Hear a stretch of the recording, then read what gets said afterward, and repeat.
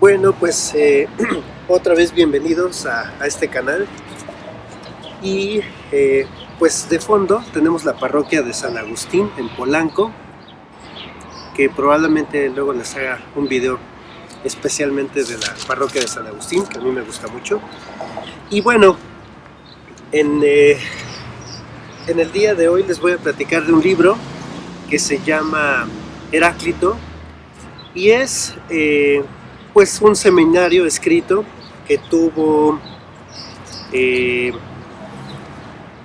la Universidad de Friburgo como maestros a Martin Heidegger y a el profesor Eugen Fink. Sobre todo este seminario fue en una época donde Eugen Fink invitó a Heidegger a que diera este curso, y lo más interesante es que este fue el último curso que dio Martin Heidegger en la Universidad de Friburgo. Para este seminario, Martin Heidegger utilizó la edición italiana de Heráclito, que sobre todo una edición italiana que se llama Heráclito, raccolta di frammenti e traduzione italiana, de R. Balzer, en Florencia, 1939. Este seminario sobre Heráclito, a invitación del profesor Eugen Fink, tuvo, digamos, como que la condición de que Heidegger tuviera por escrito previamente digamos, el texto escrito previo de lo que se iba a tratar, los conceptos, los temas que se iban a manejar, pero sobre todo iban a tratar algunos fragmentos de Heráclito y su postura sobre pues el principio de todas las cosas. Y en este video lo que les quiero platicar es una especie de resumen, una especie de pues sí, de reseña, pero sobre todo los temas más centrales de este libro. Entonces, para Heráclito tenemos que hacer una especie de contextualización previa, y diremos que Heráclito pertenece a este tipo de filósofos llamados presocráticos, los cuales buscan el principio de todas las cosas, el llamado arjé. Este principio de todas las cosas ya valió porque hay una cortadora ahí de césped. Pero bueno, así como Tales de Mileto decía que el principio de todo era el agua, tenemos a Anaxágoras, que él por su lado pensaba que las homeomerías eran el principio de todas las cosas. Y por ejemplo otro filósofo, Anaximenes, él pensaba que el aire era el principio de todas las cosas, de toda la realidad, de toda la naturaleza. Demócrito pensaba en pequeñas partículas de las cuales estaban compuestas todas las cosas. Esas pequeñas cosas son las llamadas atomoi. Atomoi en griego es lo que hoy entendemos como átomos. Y por su parte, Heráclito habla del principio de todas las cosas, que él concibe que se centra en el fuego. Entonces, para Heráclito hay en sus textos en griego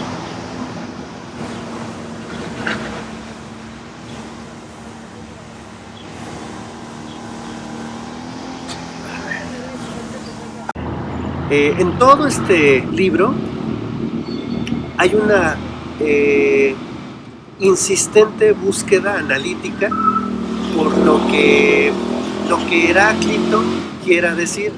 Pero la gran dificultad que tienen Heidegger y Eugen Fink es la de tratar de no involucrar o de no entrometer conceptos que son posteriores. Por ejemplo, eh, conceptos de la fenomenología de Husserl, conceptos de la metafísica de Aristóteles, son cosas que no le preocupan mucho a Heidegger, el no involucrar para no alterar el concepto puro de lo que Heráclito quiere decir a través de estos fragmentos. Entonces se detienen paso a paso en cada fragmento.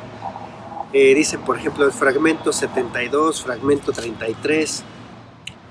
Y estas figuras recurrentes, digamos que, al menos para mí, lo que me hace, la revelación que me hace Heráclito es que no es propiamente el fuego como el único símbolo o el único signo que está manifestado en su pensamiento como una forma de explicación de la realidad, sino que maneja muchos términos, pero que tienen todos que ver con lo mismo.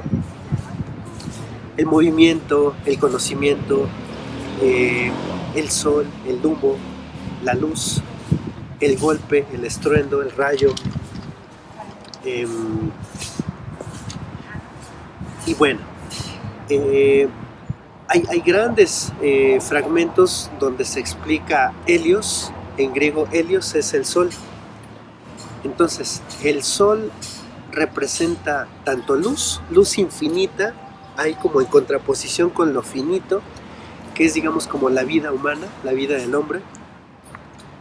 La luz, el tiempo, esto como duración, qué significado tiene. Entonces, el rayo es un fuego momentáneo a contraposición del sol. Helios, el Helios es un fuego de mayor permanencia. Aquí me hace pensar mucho que para Heráclito la figura del sol es como muy simbólica, significativa.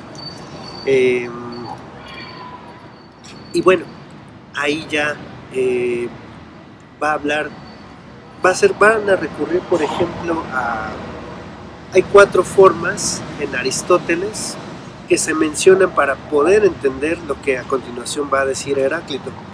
Estas 4 formas en Aristóteles son aumento, generación, transporte y cambio. Aumento en griego se escribe auxesis, a contraposición de mengua, que es stisis. Generación es génesis, destrucción es thora,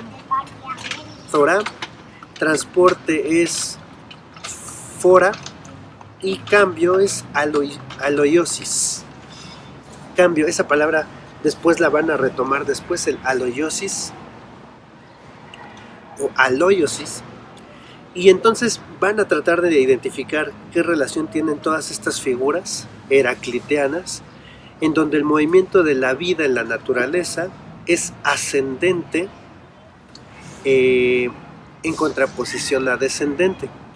Y esto de ascendente y descendente los va a conducir a hablar de la muerte, y la muerte va a ser como uno de sus casi últimos capítulos, donde se van a detener muchísimo lo que es la mortalidad contra lo inmortal. Van a recurrir a estas figuras de los dioses en contraposición a los hombres. De ahí viene también este concepto de speculum en latín, que speculum es espejo, y lo que vendrá después a entenderse como la especulación, que es mirar el reflejo, mirar el espejo. Es cuestión de reflejar, cuestión de pensar. La especulación es como soltar ideas para tratar de entender un poquito más lo que se está entendiendo.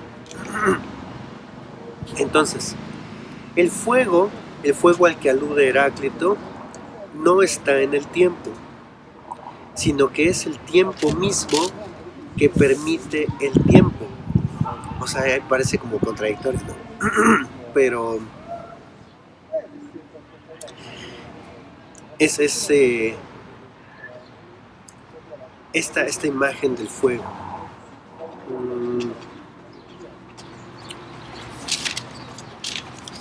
Se van a detener después ya más en lo que es lo representado. Aquí se detienen un poco porque tratan de entender qué es lo que se comentaba en la Edad Media para entender el concepto de Hupokeimenon como subjetivo y el objectum, cómo se entendía el objectum en la Edad Media. Y para la Edad Media el objectum es lo representado, lo imaginado. Entonces, el fuego para Heráclito se va a entender a través de este seminario como el amanecer, como el despertar del mundo, pero un despertar que no solamente arroja luz a los hombres, sino que arroja conocimiento. Este conocimiento es fuerte, es potente, es una especie de gnosis, de conocimiento que permanece, a semejanza del sol, que es una especie de fuego infinito, por decirlo de alguna manera. Entonces, el fuego es el que es universal. Este fuego es propiamente entendido como el conocimiento. Este es el fuego al que trata de entender y de hacer entender a los hombres Heráclito. Entonces este venir a la luz, este rayo, esta luz que provoca, que estruenda el golpe, es una especie también de comprensión en el devenir. Es decir, lo que no existía, el rayo es esta figura que al aparecer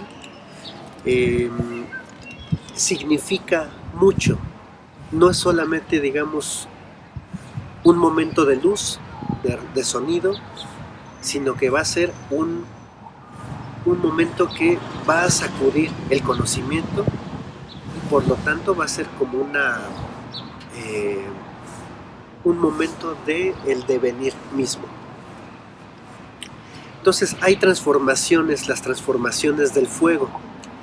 El fuego no se queda estático, ahí estamos viendo también una figura del movimiento.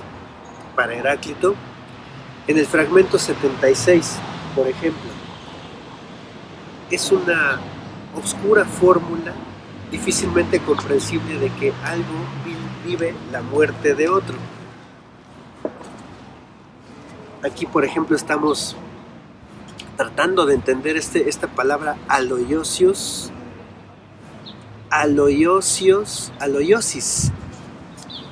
esta palabra en griego aloiosis, que para Aristóteles significa cambio, va a ser una palabra que va también a interpretarse bajo el pensamiento de Heráclito como una transformación que proviene del fuego.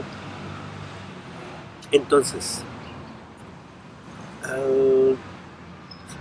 aquí también Heidegger va a tomar un poquito, digamos, a hacer la reflexión en el cual critica cómo es que se ha tergiversado el significado original de la palabra griega aletheia. Porque aletheia, ahí tiene razón Heidegger, porque aletheia significa el no ocultamiento. El no ocultamiento. Y esta palabra de aletheia se ha traducido posteriormente como verdad.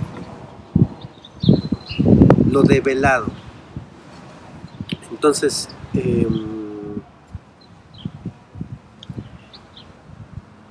bueno, entonces aquí lo importante que podemos decir de este libro de Heráclito, a través del análisis, la reflexión, el pensamiento de dos profesores muy poderosos en aquella época, ¿no? Martin Heidegger y Eugen Fink, eh, es tratar de hacerle comprender a los alumnos que estaban en aquel momento de cómo este elemento, que en principio se entiende como natural, como un ingrediente, digamos un elemento natural de la naturaleza propiamente, adquiere diversas transformaciones, diversos modos de ser, que Heráclito los va a compaginar junto con el conocimiento. Esta transformación como el conocimiento que no digamos, o sea, permanece como el fuego, pero es más universal. Este fuego es el conocimiento. Este fuego es lo que verdaderamente transforma a la persona.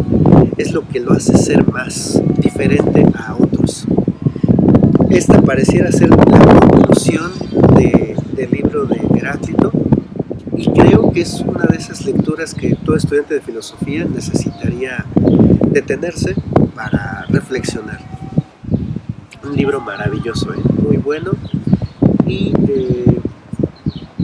pues si ya lo leyeron o lo van a leer, se los recomiendo muchísimo. Y bueno, los dejo con este bello paisaje de fondo, que es la entrada de la parroquia de San Agustín aquí en Polanco, que es una de mis iglesias favoritas porque me trae recuerdos de infancia de toda mi vida. Me venía yo acá a tomar misa, a veces con mi familia, a veces yo solo. Entonces es una iglesia importante dentro de mi vida. Y bueno, entonces que estén muy bien, suscríbanse por favor y los espero en el próximo video. Chao.